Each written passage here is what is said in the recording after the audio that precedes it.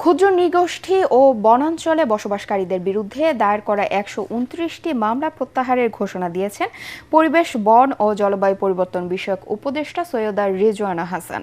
দুপুরে টাঙ্গাইল বন বিভাগের আওতাধীন মধুপুরের টেলকি এলাকা পরিদর্শনের সময় তিনি এ ঘোষণা দেন। পরিবেশ উপদেষ্টা বলেন, বনভূমি দখল রোধে সীমানা পিলার দেওয়া হচ্ছে, উদ্ধার করা হবে বনের বেদখল ভূমি। শালবনে আবার শালগাছ ফেরত আনার তাগিদ দিয়ে তিনি বলেন, শালবনে বাণিজ্যিকভাবে ইউক্যালিপটাস ও আকাশিয়া গাছ রোপণ বন্ধ করা হবে। পরে মধুপুর বনাঞ্চলের রাজাবাড়ি এলাকায় স্থানীয় জনগোষ্ঠীর অংশগ্রহণের মাধ্যমে মধুপুর শালবন পুনঃপ্রতিষ্ঠা প্রকল্পের কার্যক্রম উদ্বোধন করেন তিনি। এ সময় প্রধান বন সংরক্ষণ মোহাম্মদ আমির হোসেন চৌধুরী উপস্থিত ছিলেন। প্রথাগত বন্যবাসীদের সাথে বন বিভাগের অনেক কটা মামলা মোকদ্দমা আছে।